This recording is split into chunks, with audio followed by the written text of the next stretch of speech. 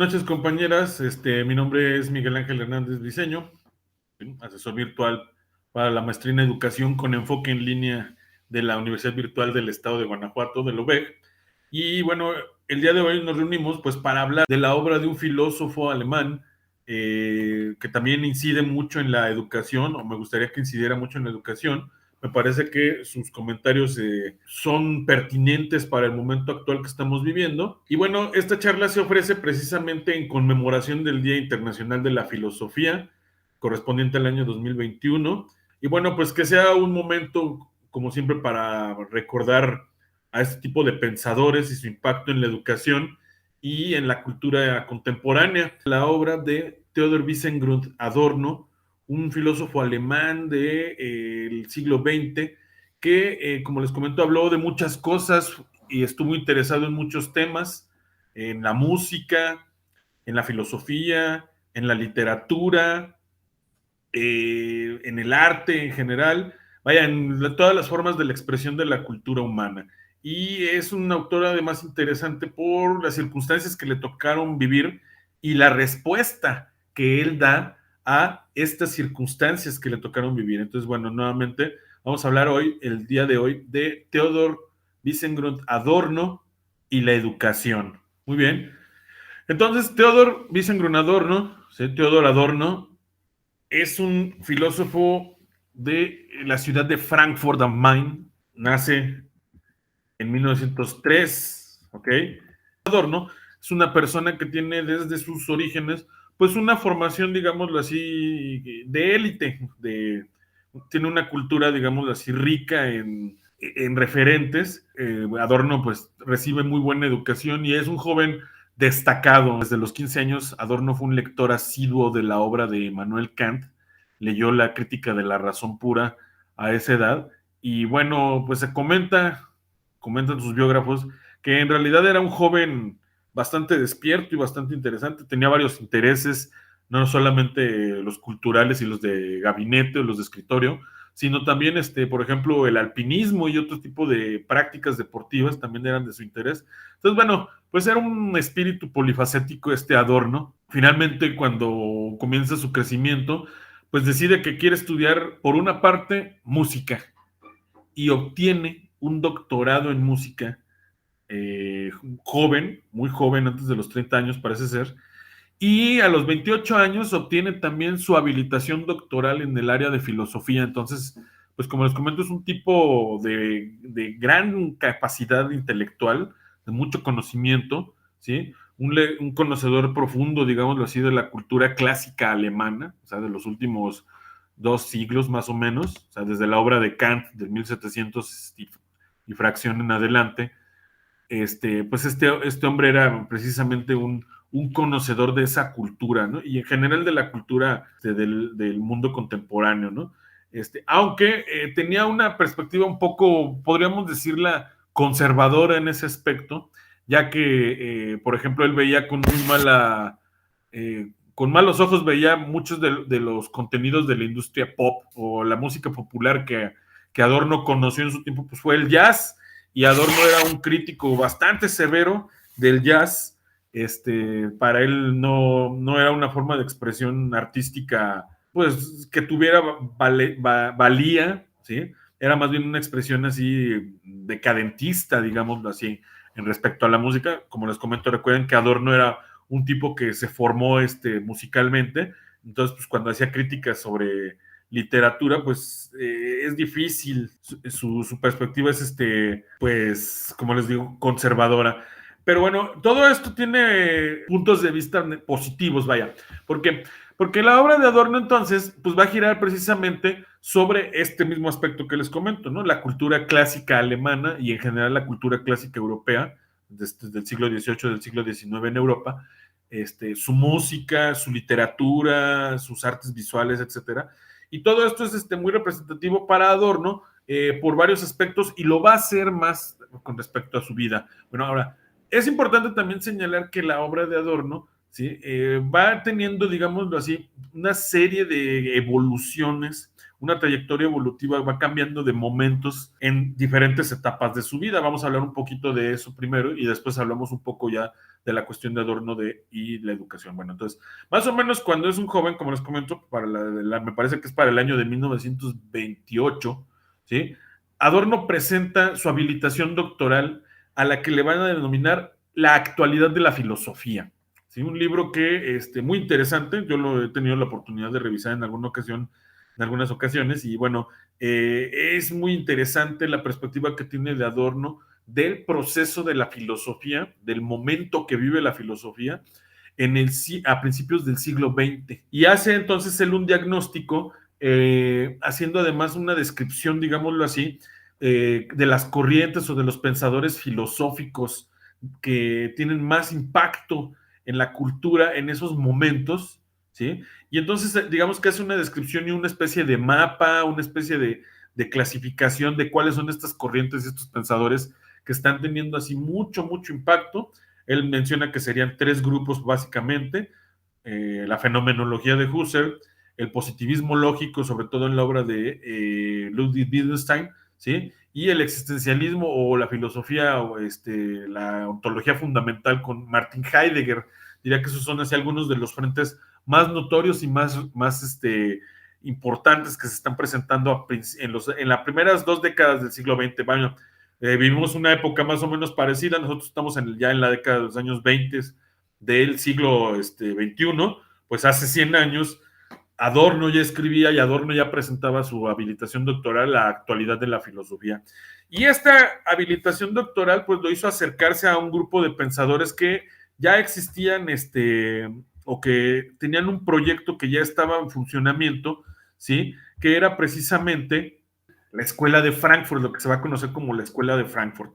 Okay, bueno, entonces, en la Escuela de Frankfurt estuvieron involucrados, pues como les comentaba, Adorno, que lo ven ustedes aquí en la imagen, también Max Horkheimer, aquí un amigo de él, y bueno, en conjunto ellos van a escribir varios textos muy interesantes, pero en ese momento se reúnen junto con otros muchos pensadores como Herbert Marcuse, como Erich Fromm, ¿sí? Como Walter Benjamin y muchos otros pensadores, para reunir un instituto de investigación social de origen de orientación, digámoslo así, marxista en la Universidad de Frankfurt.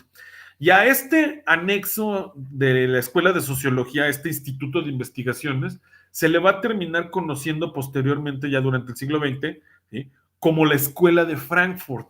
¿Okay? Entonces, bueno, hay que precisar algunas cosas con respecto a la Escuela de Frankfurt, porque también ustedes en muchos textos pueden encontrarse como sinónimo de Escuela de Frankfurt la noción de teoría crítica, y no son la misma cosa. Por una parte está la Escuela de Frankfurt, que son estos hombres que se reúnen en el periodo de 1930, 33, hasta me parece que hasta el 36 están activos, pues, duran un buen tiempo trabajando ellos en este anexo de la Universidad de Frankfurt, en la Escuela de Frankfurt propiamente, y dan clases, pero tienen varios problemas que van a hacerlos que cierren la escuela. Ahorita vamos a hablar un poquito de eso. Entonces, una cosa es la Escuela de Frankfurt y otra cosa es la teoría crítica, que es, digámoslo así, la propuesta teórica, la propuesta filosófica de estos pensadores. Entonces, la primera denominación, Escuela de Frankfurt, designa el conjunto de pensadores reunidos en el Instituto para la Investigación Social de Frankfurt, o sea, a Horkheimer, a Marcuse, al propio Adorno, a Felix Bay, a Jackson Pollock. Mientras tanto, el segundo término, teoría crítica, designa a todos aquellos pensadores, ¿sí? Educadores en nuestro caso, que se adhieren a la postura y actitud crítica a la sociedad capitalista de consumo y a la sociedad tecnológica. Es de capital importancia aclarar que la diferencia entre estos términos también designa las transformaciones que el propio pensamiento de estos hombres sufrió a lo largo de su vida intelectual. Incluso, jugando con la expresión cultura marxista internacional, es posible establecer un paralelismo con lo que ocurre con el concepto de teoría crítica. Ambas muestran cómo las ideas sobrepasaron a los filósofos que las produjeron y conformaron un horizonte de acción teórico emergente. Y es importante entonces conocer el material de la Escuela de Frankfurt y su obra, porque para nosotros como educadores, para nosotros que nos dedicamos a la educación, conocer precisamente no solamente la historia de la Escuela de Frankfurt, sino además conocer la teoría crítica por otra parte, puede ser precisamente una herramienta fundamental para generar una verdadera educación humanística, ¿okay? Que tuviera características muy específicas en la conformación de la educación.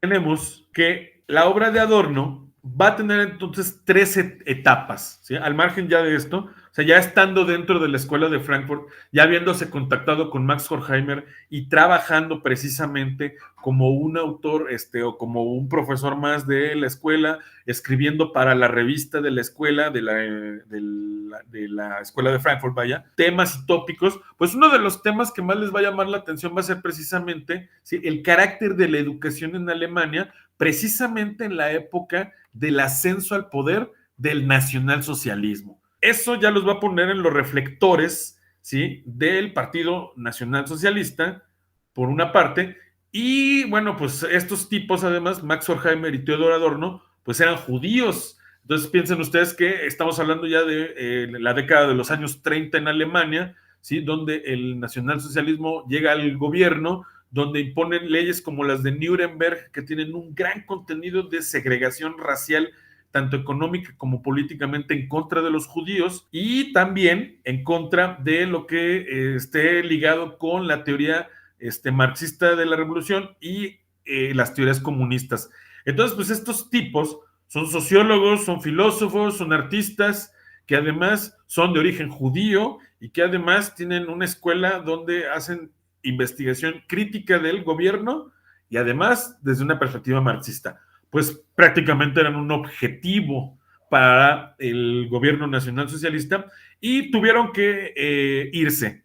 Cuando se puso entonces ya difícil la cosa, tuvieron que emigrar y se fueron a los Estados Unidos otra vez, estas personas.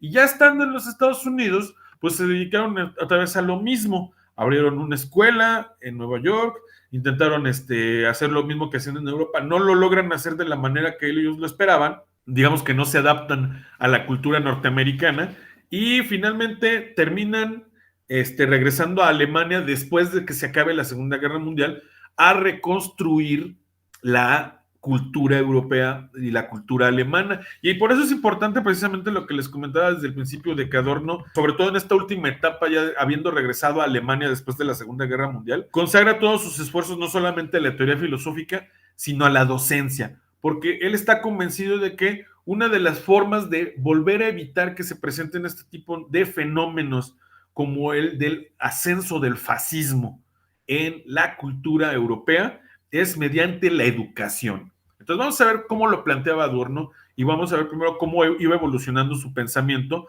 en diferentes etapas. Bueno, entonces les comentaba que Adorno inicialmente, siendo muy joven, escribe La actualidad de la filosofía. Entonces este es un primer momento. Y en La actualidad de la filosofía, Adorno dice lo siguiente: quien elija por oficio el trabajo filosófico ha de renunciar desde el comienzo mismo a la ilusión con que antes arrancaban los proyectos filosóficos, la de que sería posible aferrar la totalidad de lo real por la fuerza del pensamiento. Con estas palabras comenzaba La actualidad de la filosofía, la ópera prima de Adorno para algunos y documento de temprana madurez filosófica para otros. Más allá de estas cuestiones, la cita con la que se da inicio a este momento nos conduce a pensar dos de los temas perennes de la filosofía de este autor.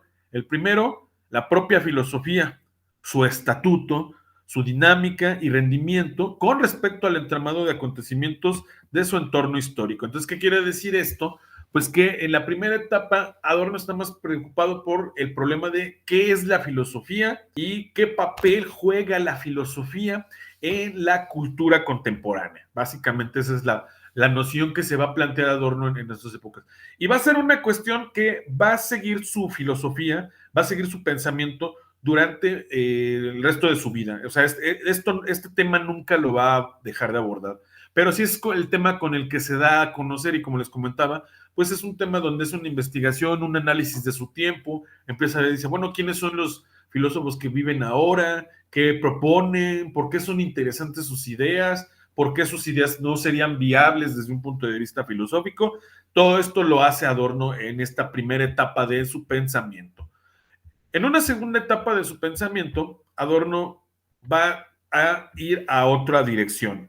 Como les comentaba, ya estando en la Escuela de Frankfurt, ya estando en el Instituto de Investigación Social junto con Horkheimer, escriben mucho en las revistas, se ganan un poquito el interés del Partido Nacional Socialista, y pues esto hace que se tengan que exiliar, se van a Estados Unidos, están un rato en Estados Unidos tratando de enseñar. Ahí ya forman en Nueva York la New School for Social Research, ¿sí? La nueva escuela para la investigación social, es como una extensión de la escuela de Frankfurt. De hecho, todavía existe la New School, así se hace llamar actualmente en Nueva York, pero es distinto porque ya no son exactamente la primera teoría crítica. Pero bueno, ¿qué pasa con Adorno?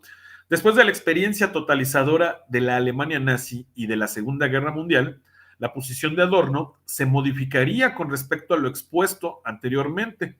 En primer lugar, el replanteamiento teórico de las categorías del materialismo dialéctico resultaba imprescindible.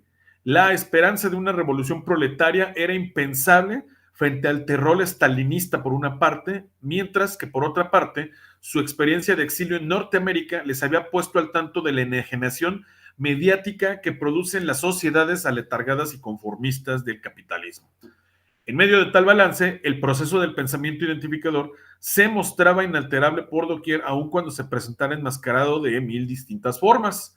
Y ante tales escenarios que surge la dialéctica de la Ilustración, obra que intenta la denuncia de tal proceso, es decir, del encadenamiento del pensamiento en la banda de montaje de la sociedad industrial. Entonces, ¿qué queremos decir con este otro, o qué quería decir Adorno ya en este otro momento? Bueno, que muchas de las ideas que él había conocido y había reseñado originalmente en la actualidad de la filosofía, años antes de la Segunda Guerra Mundial, todas esas filosofías y en general la filosofía debería de tener un replanteamiento profundo, muy profundo, después de los acontecimientos de la Segunda Guerra Mundial.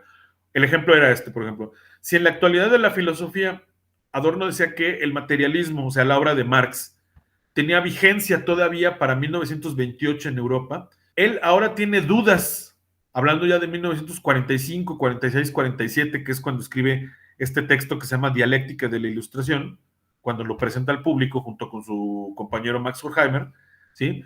En el 1947 ya Adorno ya no está tan convencido de esta idea, de esta tesis, en el sentido de que la revolución socialista se va a llevar a cabo gracias a los grupos de trabajadores, porque Adorno considera y dice, los grupos de trabajadores en realidad no están haciendo lo que dice la teoría clásica del materialismo histórico, que es tomar conciencia de clase y pues empezar la lucha de clases en contra de el proletariado que lo explota, sino que al contrario, se une a este proletariado y lo ayuda a llegar, a este grupo de poder capitalista, y los ayuda a llegar al poder. Y entonces, hay que recordar que precisamente lo que hace que los nazis ganen en 1933 y puedan llegar al poder en Alemania, pues precisamente que hacen una coalición con el Partido Obrero Alemán. Entonces eso marca mucho a Adorno y dice, entonces, aquí las cosas ya no se comportan como lo diría la teoría marxista, tiene que haber un replanteamiento. Pero ¿qué más dice? Pero también hay cosas que el propio pensamiento filosófico ya no va a alcanzar, digamos, impulsar en la persona, digamos, porque, y esto lo aprendieron ellos en su exilio en Norteamérica, pues las sociedades, también las sociedades capitalistas como la que vivimos nosotros como mexicanos, pues tenemos un alto grado, precisamente una gran tendencia digamos, al consumo del ocio, al consumo del entretenimiento. Y según estos autores, entonces esto también va a tener efectos perjudiciales en el pensamiento, y Adorno en específico va a decir, no solamente va a tener efectos perjudiciales en el pensamiento, sino en la educación. Vamos a ver ahorita por qué lo dice. Entonces, el análisis que hacen ellos de la época de la posguerra, así de la posguerra recién concluida, es negativo, y para la propia filosofía también es un análisis negativo, señalando que esta debe de replantearse. Después, o sea, casi como decir, antes de la guerra mundial, antes de la Segunda Guerra Mundial, la filosofía era una con unos temas, y después de la Segunda Guerra Mundial la filosofía es otra, y debe ser otra con otros nuevos temas, porque el mundo ha cambiado radicalmente. Y eso entonces lo hace transitar a un tercer momento de su obra, ya más profundo, más de madurez. Aquí Adorno dice, pensar quiere decir identificar. Pero identificar supone concebir la totalidad de lo real como la totalidad de lo pensado. Va más allá. supondría que lo existente se deriva de lo pensado. ¿Cómo es posible que el pensamiento se encuentre tan enajenado de la naturaleza viva que lo genere? Ontológicamente, Adorno consideraba que una forma de pensamiento que pretendiera ser fundamental, olvidándose del ente, se autocancela. Sin ente no hay ser. De este modo, parte su interpretación última sobre la crítica al pensamiento identificador en el texto titulado Dialéctica Negativa. Entonces, Dialéctica Negativa es una de las últimas obras de Adorno. Aquí ya estamos hablando de los años 60 del siglo XX. Y Adorno pues ya es un hombre adulto mayor, ya tiene otras ideas, ya su pensamiento es profundamente filosófico. Y aquí lo que está haciendo en este texto, en este pedazo que les estoy narrando aquí, en esta etapa, Adorno ya hace un análisis de la filosofía nuevamente de su tiempo, pero tomando en cuenta lo que ya había vivido durante la época de la Segunda Guerra Mundial, etcétera, considera que las nuevas filosofías, sobre todo lo que se conocería como existencialismo, ¿sí? No es una filosofía que haga justicia al momento que vive la humanidad en la actualidad. ¿Por qué? Va a pensar Adorno que el existencialismo representa una falsa salida, una falsa apreciación de los verdaderos problemas de la humanidad y que los problemas de la humanidad se tienen que seguir comprendiendo en una clave materialista, en el sentido marxista del término, o sea, económica, o sea, son los problemas sociales los que determinan la manera de pensar de los individuos. Por eso va a decir Adorno aquí, en este pedacito que les leía, sin ente no hay ser, o sea, sin un mundo material no hay tampoco un mundo de las ideas. No vivimos nosotros como en la época de Platón, que pensaba Platón que primero eran las ideas y luego el mundo material, sino al revés. La filosofía actualmente debe de pensar que primero hay que partir de la base, o sea, de la base material para precisamente entender cómo pensamos actualmente, ¿no? Esto ustedes lo pueden ver en la teoría educativa, pues por ejemplo, es una teoría, una idea muy a la idea de Maslow, por ejemplo, ¿no? En el sentido de que Maslow nos dice, existe una pirámide de necesidades que tienen que ser cubiertas para que se logre el aprendizaje. Si estos aprendizajes, si estos necesidades no se van dando desde el más básico, que es, por ejemplo, el alimentario, el del vestido, el del transporte, hasta otros como el reconocimiento o la autorrealización, pues entonces no tenemos un aprendizaje porque siempre hay algo que impide el aprendizaje, que son las necesidades, ¿no? Y siempre vamos a partir desde una perspectiva material. Pues esta sería un poco la idea que está tratando de impulsar aquí Adorno en su pensamiento, ¿ok? Y pues también su última etapa entonces es una crítica al existencialismo precisamente porque, para decirlo de una manera muy rápida, Adorno y en general estas corrientes materialistas, perdón, señalarían que el existencialismo resulta ser una salida fácil, una manera de desentenderse política y vivencialmente de los problemas que estamos viviendo en la actualidad, y pues esto entonces genera pues más problemas, de hecho, ¿sí? Lo que tenemos que hacer es precisamente el adentrarnos en los problemas sociales de la actualidad. Esto sería algo que propondría Adorno ya en su última etapa. Entonces, finalmente, tenemos que pensar desde siempre, desde la materialidad hacia las ideas y no al revés, porque al revés, entonces estamos haciendo una falsa teoría de situaciones ficticias.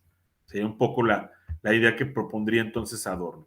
Entonces, estos son estos 3 episodios de la vida de Adorno, su etapa de juventud, ¿sí? Su etapa de madurez y luego su etapa de vida adulta, pero en ellos hay varias ideas muy comunes que van a estar presentándose continuamente y que son las que el propio Adorno, ¿sí? Va a estar exponiendo precisamente con relación a la educación.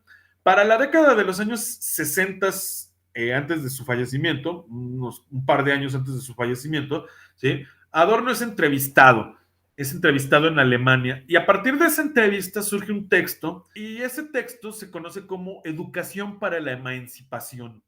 Es una entrevista que se le hace a Adorno y hace reflexiones precisamente relacionadas con los temas que ya hemos visto, pero también con el problema de la educación de Alemania en la década de los años 70.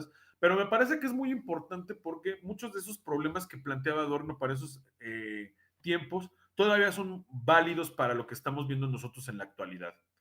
Entonces, bueno, no, en primer lugar, sí, lo primero hay que ver es esta característica que les había comentado, que desde la época de del Instituto de Investigación en Frankfurt, ¿sí? Adorno y Horkheimer habían llevado a cabo, que era precisamente el análisis o el estudio de las condiciones sociales de su tiempo. Entonces, como ya lo he señalado, la teoría crítica o la Escuela de Frankfurt se enfocó en el estudio de la educación de su tiempo y circunstancias, enfatizando su papel como agente de control social, lo que puede apreciarse en textos como Autoridad y Familia de 1936. En dicho ensayo, Horkheimer plasmó el resultado de observaciones como investigador social y se percató del hecho de que la estructura del Estado fascista de Hitler, ¿sí? En el nivel macro de la investigación, tiene un correlato en la educación autoritaria recibida en el hogar y la escuela por el individuo, o sea, en el nivel micro de la investigación. Y cito, dice Horkheimer, en la literatura sociológica se discuten detenidamente las consecuencias que la tecnificación de la economía doméstica tiene para las relaciones de los miembros de la familia. A pesar de ello, se pueden señalar rasgos y tendencias de la familia burguesa inseparables de los fundamentos de la sociedad burguesa. La educación de caracteres autoritarios, para lo cual está capacitada a causa de su propia estructura autoritaria, no pertenece al número de los fenómenos pasajeros, sino a los que tienen una subsistencia relativamente duradera. Entonces, lo que estaba diciendo Horkheimer y Adorno lo secundaba en esto para estos años, para 1933, es que, por ejemplo, si existe una sociedad con un gobierno autoritario, esto se debe precisamente a que en las estructuras mínimas de la sociedad, ¿sí? Ocurre lo mismo. También somos entonces una sociedad autoritaria. Vamos a ponerlo entonces en un ejemplo, ¿sí? Vamos a pensar que decimos que para 2024 México debería de tener un gobierno femenino, ¿sí? Una presidenta. Y escuchamos argumentos de personas que digan, no, es que las mujeres no están listas para gobernar México porque son inferiores. Pues entonces sí, inmediatamente advertiríamos que si hay un político que dice esto en el nivel macro, en el nivel gobierno, ¿sí?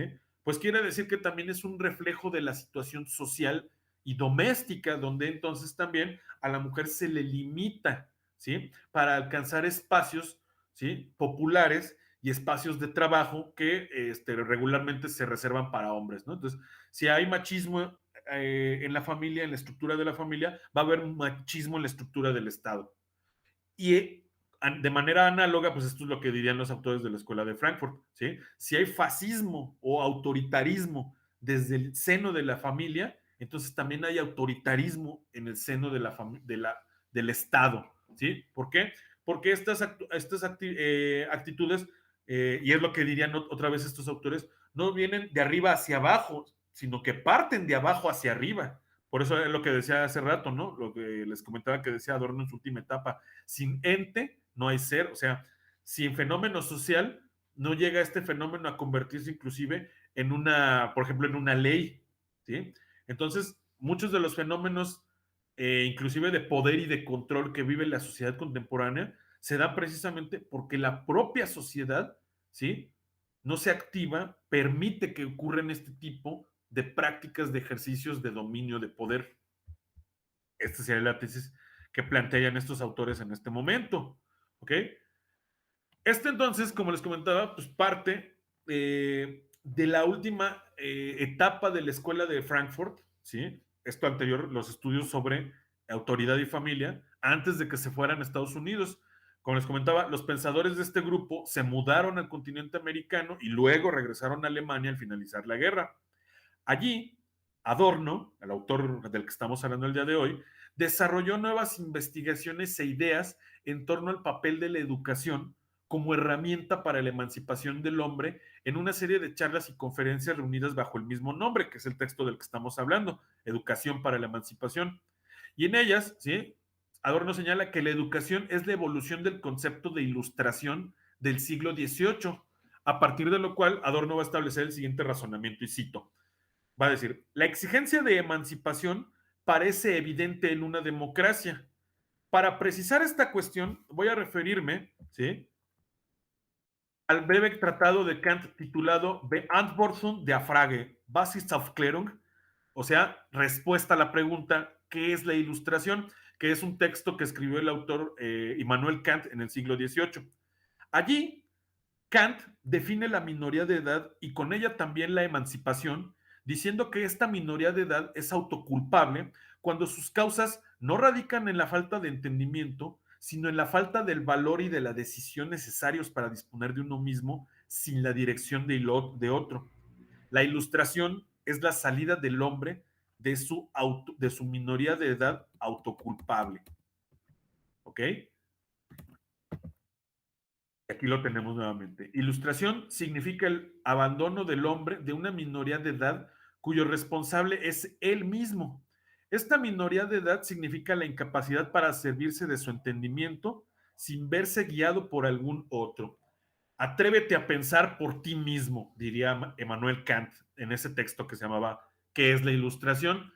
Entonces Adorno hace un paralelismo con eso que hacía Kant en el siglo XVIII y dice, pasa lo mismo para el siglo XIX, para el siglo XX, perdón, para la mitad del siglo XX. Si nosotros queremos evitar que se vuelva a repetir la situación de regímenes totalitaristas como el japonés, como el soviético, o fascistas como el italiano y el alemán ahora en el siglo XX o en el siglo XXI, pues lo que necesitamos, según Adorno, es precisamente educación.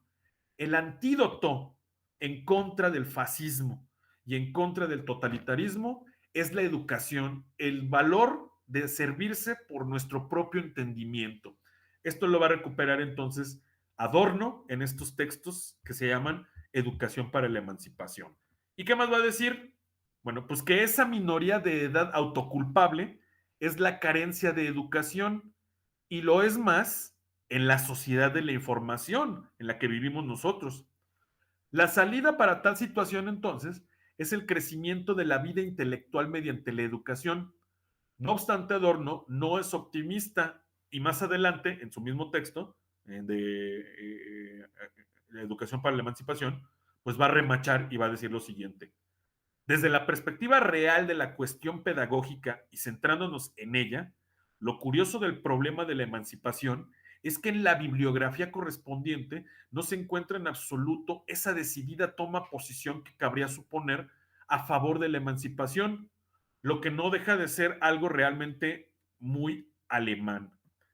¿Ok? Entonces, en esa entrevista, pues Adorno está hablando de la situación de la educación en Alemania para la década de los años 60 y pues menciona eso, ¿no? Dice, me doy cuenta que los planes de estudio y que las bibliografías no están diseñadas, por lo menos en Alemania, ¿sí? Precisamente para incluir el pensamiento crítico, que es precisamente lo que faltó en Alemania en la época del nacionalsocialismo.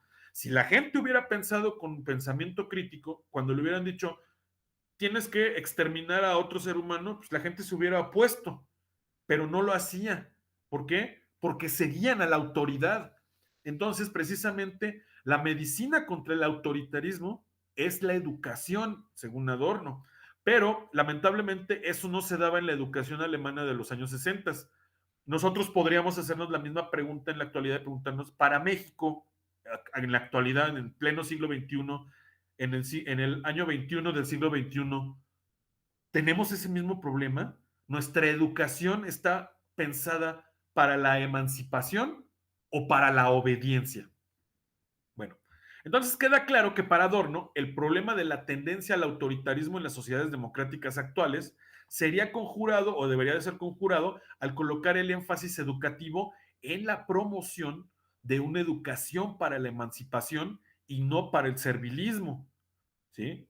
No obstante, en varios trabajos de carácter sociológico realizados por los miembros de la Escuela de Frankfurt, se hace hincapié en que los medios de comunicación no permiten la promoción de una educación reflexiva sin un adiestramiento embrutecedor. Esto planteaban también los autores de la Escuela de Frankfurt. Y esto es algo que puede también sonar muy, muy cercano a lo que nos está pasando en la actualidad a nosotros mismos en México, donde pues, vemos que los medios de comunicación no operan precisamente en el sentido de tratar de fomentar el pensamiento crítico, sino al contrario, parecería que trabajan más bien haciendo uso de la dispersión de noticias falsas y de este tipo de contenidos engañosos que precisamente se convierten en un adiestramiento pues que embrutece a las personas.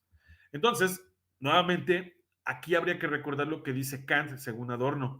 Tan solo por la educación puede el hombre llegar a ser hombre.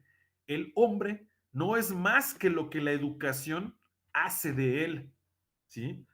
Para contrarrestar entonces todas estas medidas, precisamente lo que tenemos que buscar es la educación, pero parte de promover esta educación, parte también de que nosotros hagamos una crítica directa a los medios de comunicación, ¿sí? Adorno, por ejemplo, realizó una severa llamada de atención en torno a las tecnologías de la comunicación y la información más novedosas de su tiempo, estamos hablando de los años 60, como fue el caso de la televisión. Y sí, Adorno aborrecía la televisión. Para él resultaba una tecnología perniciosa en tanto que generaba múltiples efectos que deterioraban las funciones cognitivas del sujeto. Y decía Adorno, cito, así como toda imagen o cuadro pretende suscitar en el observador lo que en ellos está enterrado y con lo cual ofrecen analogías, los cuadros del cine o la televisión, breves como un centelleo y fluidos, se parecen más a una escritura. Son leídos, no observados. El ojo es arrastrado por líneas, como al leer, y en la plácida sucesión de las escenas es como si se diera vuelta a una página. Entonces, literalmente Adorno consideraba que la televisión estupidizaba o hacía floja a la gente, lo que no era incongruente con el resto de su planteamiento. Ya como les había comentado, este filósofo pues, consideraba que el arte moderno, el jazz, los medios de comunicación como la televisión o las caricaturas, así como Bugs Bunny o Mickey Mouse, correspondían a los correlatos de la pérdida de sentido de la sociedad occidental. O sea, la medida en la que en lugar de buscar una educación para la emancipación, pues lo único que se busca es así pasar el rato y el entretenimiento barato. En el caso de la televisión, dice Adorno, la paradoja consiste en que se trata de querer pasar de un mundo aparente en el de los medios de comunicación por uno real, en el que los productos de la industria cultural hacen presente el engaño de una doble vida. ¿Sí? ¿Cuál es esa doble vida? Pues que lo de la televisión sabemos que finalmente está hecho de manera artificial, pero trata de hacerse pasar como si fuera hecho real. Entonces esto también va inclusive para los propios noticiarios. ¿Qué tanto de lo que las noticias nos ofrecen cotidianamente es cierto y qué tanto del contenido que se está presentando en los medios de comunicación pues es propaganda? Entonces, bueno, pues los filósofos de la segunda mitad del siglo XX predominantemente han seguido a los clásicos de la escuela de Frankfurt en su línea crítica frente a los medios de comunicación y ni hablar de las TICs en la enseñanza de la filosofía. Sí, muchos filósofos pues, piensan que es negativo incluir el uso de la tecnología en los procesos educativos. Yo soy de la idea contraria, creo que podemos utilizar precisamente los medios de comunicación para hacer llegar ideas interesantes como estas de Adorno, por ejemplo, en espacios como este que estamos compartiendo en este momento. Así que bueno, pues yo creo que la idea de Adorno finalmente de buscar una educación para la emancipación que trate de ir en contra precisamente de gobiernos o de situaciones totalitarias, autoritarias, fascistas, etcétera, pues se logra precisamente mediante una educación, pero esta educación pues debe de estar pensada precisamente para emancipar la mentalidad de nuestros jóvenes y de nuestros estudiantes y convertirlos en personas críticas, vaya, ¿no? Que utilicen el método, el pensamiento crítico, mejor dicho, precisamente para lograr entender qué es una noticia falsa, qué es una noticia verdadera y pues finalmente tomar decisiones para su vida personal basadas en hechos y en información real y no en hechos e información ficticia, ¿no? Un ejemplo de eso sería precisamente lo que nos pasa en la actualidad con las vacunas, ¿no? Donde tenemos pues dos partidos muy claros, el pro vacuna y el contra vacuna. Y bueno, pues cada uno ofrece argumentos a favor de sus tesis, pero me parece que la mayoría de las personas sabemos que la vacuna es un logro científico que puede ayudarnos a tener una mejor calidad de vida en cuanto a nuestra salud y que muchas de las campañas en contra de vacunarse contra, por ejemplo, el SARS-CoV-19, pues más bien inclusive llegan a ser peligrosas porque ponen la vida humana en peligro, ¿verdad? Precisamente porque la gente pues deja de utilizar estas herramientas para su salud. Y bueno, de mi parte sería todo. Muchas gracias por escuchar esta breve charla sobre la obra de Adorno y de esta manera pues conmemorar un día de la filosofía más Próximamente les haré llegar la liga para el video, para si quieren volver a revisar o escuchar la conferencia, pues para que la tengan a su disposición. De mi parte sería todo. Aquí están las referencias de los textos donde se provienen las referencias. Y de mi parte sería todo. Muchísimas gracias.